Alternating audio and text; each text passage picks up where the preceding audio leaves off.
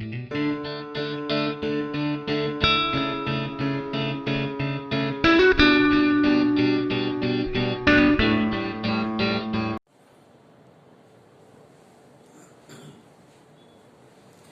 Students, Saraswati group of education તરફથી આપણે અંગ્રેજીના video લેક્ચરમાં આજે ફરી પાછા એક વખત મળ્યા છીએ.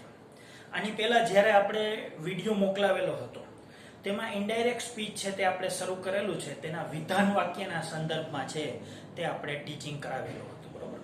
ત્યારે આપણે વાત કરેલી પહેલા વિડીયોમાં કે ઇનડાયરેક્ટ સ્પીચના ઘણા બધા પ્રકારના વાક્યો છે તે એટલે વિધાન, પ્રશ્નાર્થ, આજ્ઞાર્થ, ઉદ્ગાર, લેટવાળા, લેટ્સવાળા અને શુભેચ્છા દર્શક.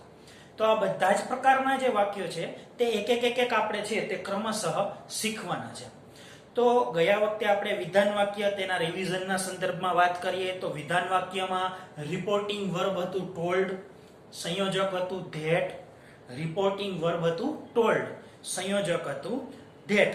અને પછીનું જે વાક્ય છે જેને રિપોર્ટેડ સ્પીચ કહેવાય, તે રિપોર્ટેડ સ્પીચમાં આપણે કાળ તેમજ સર્વનામમાં યોગ્ય ફેરફાર કરવાના હતા.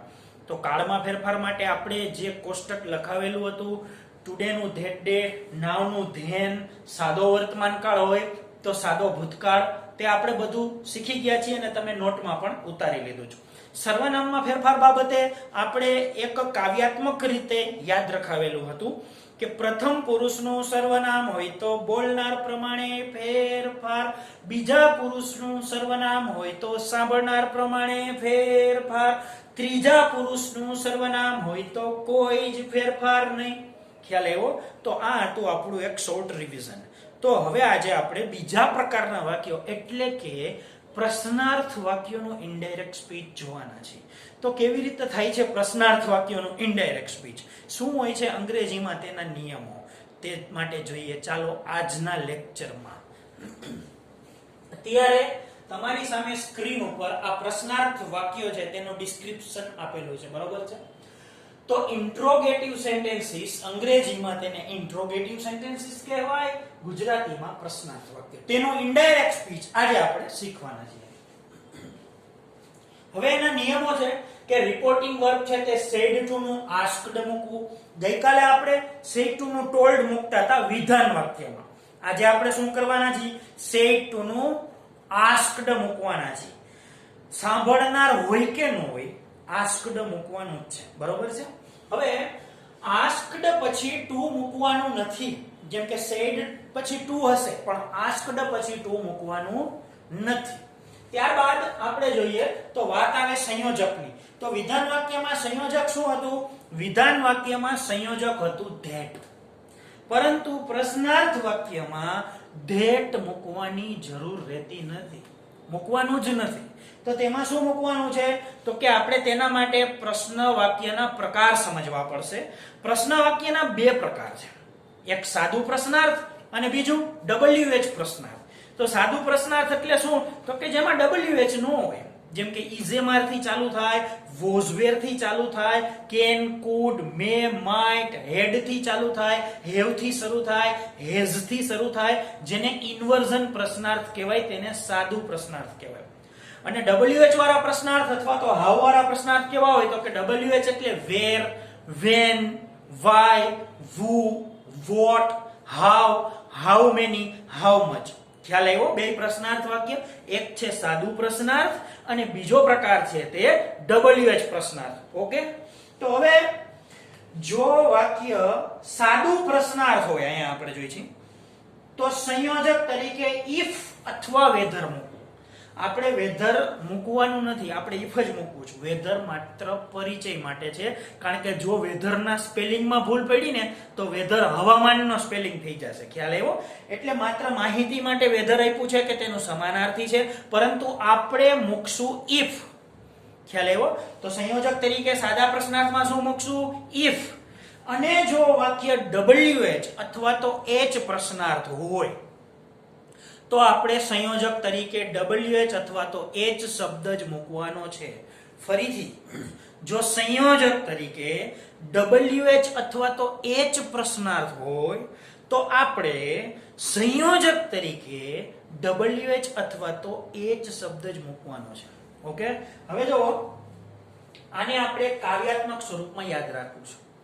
તો યાદ રાખજો, સાદું હોય તો if અને WH હોય તો WH, સાદું હોય તો if અને WH હોય તો WH, સાદું હોય તો if અને WH હોય તો WH, સાદું હોય તો if અને WH હોય તો WH.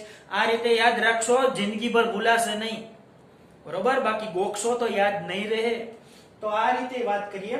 ત્યાર પછી જે પ્રશ્નાર્થ વાક્ય છે ને એને વિધાનમાં ફેરવવાનું. બરોબર સાંભળો, પ્રશ્નાર્થ વાક્યને વિધાનમાં ફેરવવું. તો વિધાનમાં કેવી રીતે ફેરવાય? જો અહીંયા ઉદાહરણ છે, આર યુ એ સ્ટુડન્ટ, પેલા બે શબ્દ બદલી નાખવાના.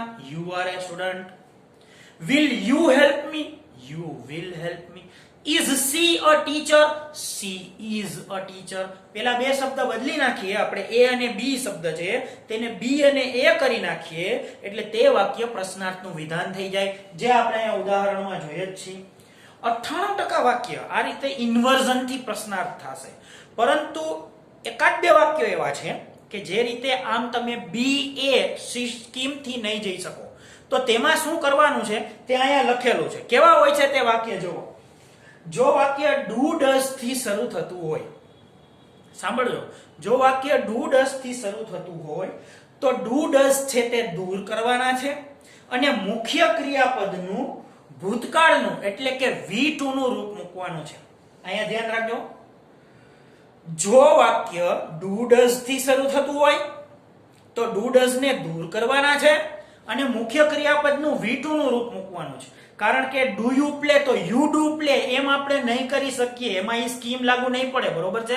તો એટલા માટે અહીંયા આપણે જોઈએ, જુઓ, ડુ યુ પ્લે ક્રિકેટ આ વાક્ય છે, તો જો અહીંયા ડુ નીકળી જાય, આ એક સમજાય. અને હી કે સી જે આપણે વાક્યમાં આપણે ગમે તે બોલનાર અથવા તો સાંભળનાર પ્રમાણે આપણે ફેરફાર કરી છે ને, તો હી કે સી આવે. અને પછી જો પ્લે છે ત્યાં પ્લે નું V2 મૂક્યું એટલે કે પ્લેડ થયું. ખ્યાલ એવો? તો અહીંયા ડુકેડઝ નીકળી જાય અને ક્રિયાપદનું V2 થાય. તો ડુકેડઝ નીકળી જાય, ક્રિયાપદનું V2 થાય, એટલે આ વાક્ય ઇનડાયરેક્ટ થઈ ગયું. તેવી જ રીતે જો વાક્ય ડીડ થી શરૂ થતું હોય તો ડીડ નીકળી જાય છે અને મુખ્ય ક્રિયાપદનું હેડ વત્તા V3 એટલે કે હેડ વત્તા ભૂતકૃદંતનું રૂપ મુકાય છે. ફરીથી એક વખત સમજીએ, જો ડીડ થી પ્રશ્નાર્થ વાક્ય શરૂ થતું હોય તો ડીડ નીકળી જાય અને પછીનું જે મુખ્ય ક્રિયાપદ છે તેમાં હેડ વત્તા V3 એટલે કે હેડ વત્તા ભૂતકૃદંત મુકાય છે. ખ્યાલ એવો? હવે અહીંયા જો ડીડ યુ પ્લે ક્રિકેટ, આ રીતે આપણે વાક્ય છે તો ડીડ નીકળી ગયું એટલે કે એ સવળું થઈ ગયું. ડીડ કાઢી નાખો એટલે એ વાક્ય વિધાન થઈ ગયું. ઉપર ડુ કાઢી નાખો એટલે વાક્ય વિધાન થઈ ગયું. પછી જે ક્રિયાપદમાં ફેરફાર છે તે આપણે લખાવી દીધા એટલે વાત પૂરી. જો અહીંયા યુ નો હી કે સી, બોલનારમાં કોણ છે એટલે કે સાંભળનારમાં કોણ છે તે ખ્યાલ નથી, યુ બીજો પુરુષ છે, સાંભળનાર પ્રમાણે ફેરફાર થાય તે ખ્યાલ નથી, બરોબર છે? એટલા માટે હી કે સી લખ્યું છે. પ્લે જ્યાં આવશે અહીંયા હેડ પ્લેડ લખવાનું છે. એમાં અહીંયા વર્ક હોત તો હેડ વર્કડ, અહીંયા બીજું હોય બાય હોત તો હેડ બોટ લખવાનું હતું, બરોબર? તો હેડ વત્તા V3 નું રૂપ ક્યારે? આગળ ડીડ આવે ત્યારે. ઓકે, તો જો, અને અહીંયા she had played cricket, he had played cricket. હવે સમજો, પ્રશ્નાર્થ વાક્યને આપણે વિધાનમાં ફેરવ્યું, જે સાદા વાક્ય હતા એનું ઇન્વર્ઝન કરીને ફેરવ્યું, જે ડુ ડઝ કે ડીડ વાળા હતા તેને શીખવ્યા પ્રમાણે ફેરવ્યું. હવે તે વિધાનમાં ફેરવ્યા પછી શું કરવાનું? તો કે વિધાન વાક્યમાં આપણે શીખડાયું તે પ્રમાણે આપણે આની પહેલાના વિડિયો લેક્ચરમાં કયા વાક્ય જોયા? વિધાન વાક્ય. તો વિધાન પ્રમાણે તેમાં ફેરફાર કરવાના. તો વિધાન તો હવે આપણને ઓલરેડી આવડે જ છે. એટલે એક્ચ્યુઅલી પ્રશ્નાર્થ વાક્યને પણ વિધાન બનાવી અને પછી ઇનડાયરેક્ટ કરવાનું. તો જો આપણે જોઈએ કે પ્રશ્નાર્થ વાક્યને વિધાનમાં ફેરવ્યા પછી કાળ તેમજ સર્વનામોમાં યોગ્ય ફેરફાર કરવા, અવતરણ ચિહ્નો દૂર કરવા, પ્રશ્નાર્થ ચિહ્ન પણ દૂર કરવું. પ્રશ્નાર્થ ચિહ્ન નથી કરવાનું કારણ કે આપણે જાતે જ તેને વિધાનમાં ફેરવેલો છે, એટલે પ્રશ્નાર્થ ચિહ્ન દૂર કરવું અને અંતે પૂર્ણ વિરામ મૂકવાનું છે, બરોબર છે? આ સર્વનામનું કોષ્ટક છે, આપણે આ ત્રીજી વખત લખીને તમારી સામે મૂક્યું છે.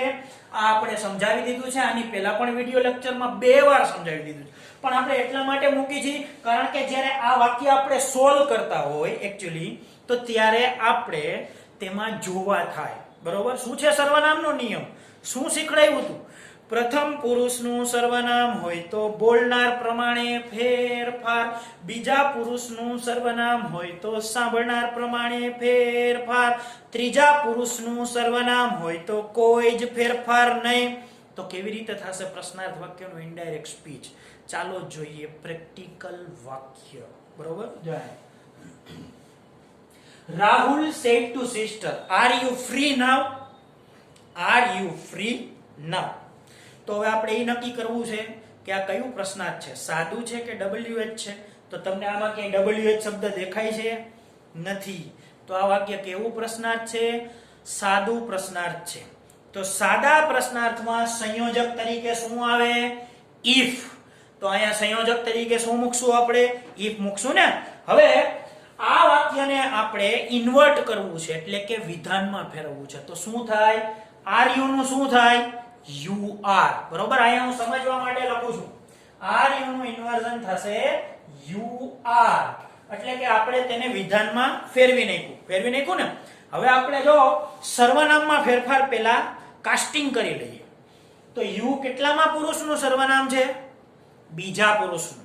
તો બીજા પુરુષનું સર્વનામ હોય તો સાંભળનાર પ્રમાણે ફેરફાર. તો સાંભળનાર કોણ છે? સિસ્ટર એટલે બેન છે. બરોબર છે?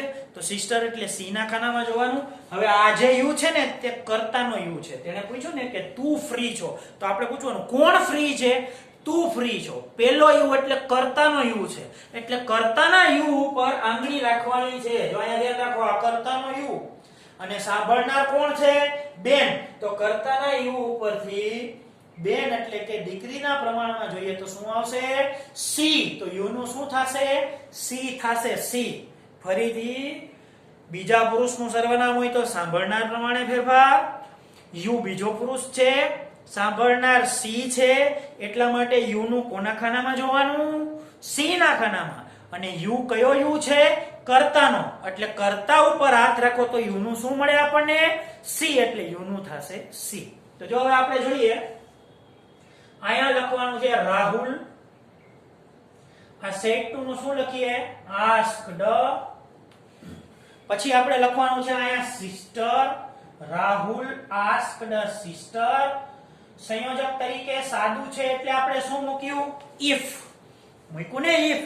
હવે સૌડું કર્યું અને સર્વનામમાં ફેરફાર જોયા એટલે યુ નું શું લખવાનું છે? સી. તો અહીંયા આવશે સી. હવે જો અહીંયા ઇઝેમાર નું મારે શું કરવાનું છે? was were લખાયું હતું ને, ઇઝેમાર નું was were. તો અહીંયા સી ના પ્રમાણમાં was આવે કે were આવે? તો સી ના પ્રમાણમાં was આવે. was. બરોબર? તો અહીંયા સી was, પછી લખવાનું છે free અને now નું then. જો યુ નું શું કર્યું આપણે? સી. અને પછી લખ્યું was. ફ્રી નું ફ્રી અને નાવ નું ધેન. ખ્યાલ આવ્યો? હજી આ બધા વાક્ય આપણે સમજવાના છે. બી કોન્સન્ટ્રેટેડ, ધ્યાન રાખજો વ્યવસ્થિત. ન સમજાય તો વિડિયો રિવર્સ કરીને પાછો જોવો, સાવ સમજાઈ જાય તેવું છે. It is very easy and must concentrate upon the centralized topic that what I want to tell you. હવે જો આયા મધર અને said to the boy, when will you return today? માતાએ દીકરાને પૂછ્યું આજે તું ક્યારે પાછો આવવાનો છો? બરોબર છે? તો હવે આપણે પહેલા અહીંયા WH વાક્ય છે when, એટલે સંયોજક તરીકે શું આવશે? WH આવશે ને, એટલે સંયોજક તરીકે when ને જ મૂકવાનું છે. આમાં if આવશે નહીં. બરોબર? તો when શેમાં વયું જશે? સંયોજકમાં. બાકીનું વાક્ય વધ્યું શું? will you return today. આ વાક્યને આપણે પહેલા વિધાન કરી છે. તો વિધાન કેવી રીતે થશે? you will return today. જો અહીંયા સમજવા માટે હું લખું છું you will, એટલે આ વાક્ય વિધાન થઈ ગયું. ખ્યાલ આવ્યો? હવે વિધાન કર્યું. હવે આને સર્વનામમાં ફેરફાર કરવાના છે. તો you એટલે કેટલામો પુરુષ? બીજો પુરુષ. બીજા પુરુષનું સર્વનામ હોય તો સાંભળનાર પ્રમાણે ફેરફાર. સાંભળનાર કોણ છે? જોવો અહીંયા the boy. મધર બોલે છે અને દીકરો સાંભળે છે, તો આપણે આ યુ નું દીકરાના ખાનામાં એટલે કે હી ના ખાનામાં જોવું છે. આ કર્તાનો યુ છે કારણ કે વાક્યની શરૂઆતમાં છે અને પહેલો યુ છે. કોણ પાછું ફરે છે? તો કે યુ પાછો ફરે છે. તો આ યુ છે તે કર્તાનો યુ હોવાથી અહીંયા હાથ રાખવાનો અને હવે હી ના ખાનામાં જોવાનું શું આવ્યું? યુ નું શું થશે? હી. બરોબર છે? તો અહીંયા આપણે યુ નું થશે હી. તો હવે જો આપણે વાક્ય પ્રેક્ટિકલી લખીએ છીએ તો અહીંયા આવશે મધર said to નું થશે asked the, પછી લખવાનું છે the boy, WH છે એટલે when નું when. બરોબર? આ આપણે સંયોજક when નું when લખ્યું તે સંયોજક છે. હવે મારે યુ નું આપણે શું જોઈ આવ્યા? he, એટલે અહીંયા he. પછી will નું થશે would, return નું કાઈ નો થાય અને today નું શું થશે? that day. બરોબર? પછીનું વાક્ય છે father said to daughter do you like paintings. તો આ do કે does થી ચાલુ થયું એટલે સાદું પ્રશ્નાર્થ છે. સાદું પ્રશ્નાર્થ હોય એટલે સંયોજક તરીકે શું આવશે? if આવશે.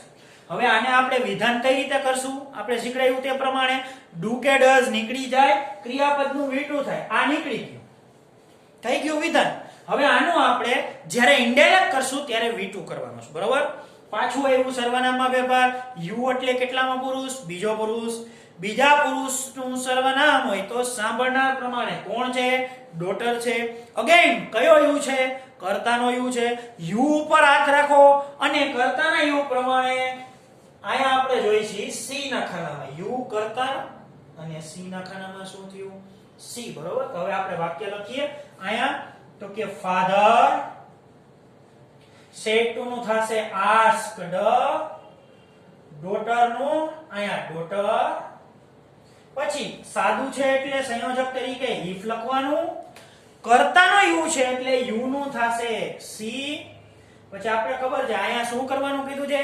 V2 કરવાનું છે એટલા માટે અહીંયા like the અને પછી આવશે paintings. ખ્યાલ આવ્યો? હવે જો રીટા said to father, આમાં દીકરી એના પપ્પાને કહે છે કે how can you help me. બરોબર? તો અહીંયા how છે તે WH અને H શ્રેણી છે તેનો શબ્દ છે એટલે આમાં સંયોજક તરીકે how જ આવશે. બરોબર? હવે આ વાક્યને મનમાં આપણે વિધાન કરીએ તો શું થશે? you can. આટલો ખ્યાલ આવ્યો? you can વિધાન કર્યું. હવે સમજાણું કે નહીં?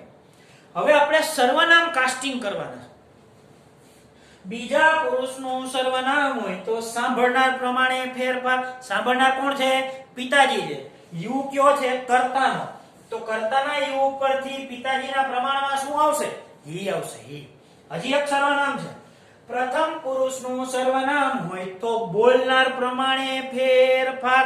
પ્રથમ પુરુષનું સર્વનામ હોય તો બોલનાર. બોલનાર કોણ છે? દીકરી છે. તો દીકરી એટલે સી. તો મી નું કોના ખાનામાં જોવાનું? તો કે સી ના ખાનામાં જોવાનું. એટલે મી ઉપર આંગળી રાખી અહીંયા આવી જાવ બધા.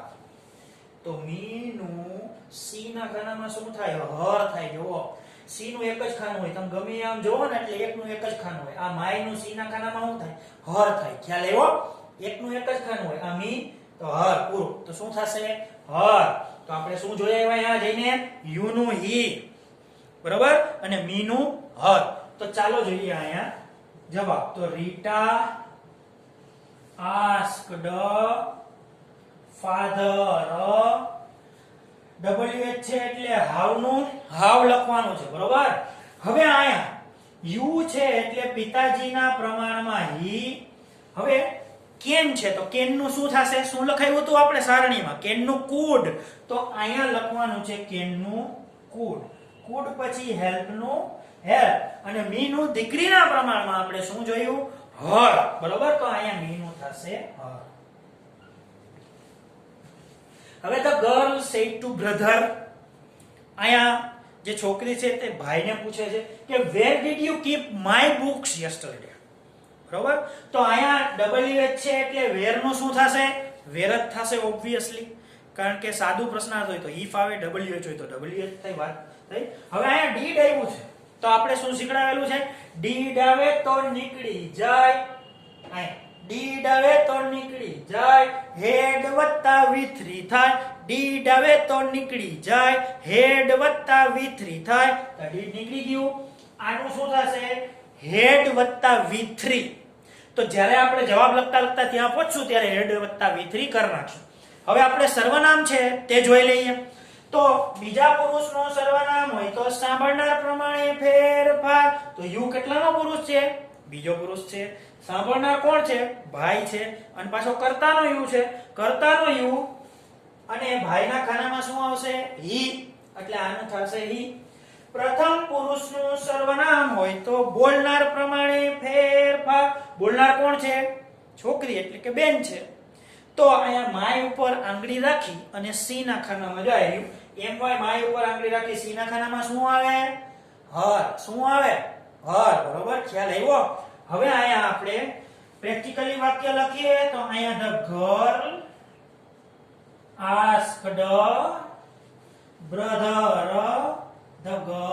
asked brother where નું થશે where ડી નીકળી જાય યુ નું થશે he અને અહીંયા keep છે એટલે head વત્તા v3 એટલે head kept બરોબર head kept તો અહીંયા આવશે head kept માય છે એનું દીકરીના પ્રમાણમાં હર અને બુક્સ નું થશે બુક્સ અને yesterday નું શું થશે yesterday નું the previous day અથવા તો the day before ખ્યાલ આવ્યો તો અહીંયા આપણે લખશું the previous day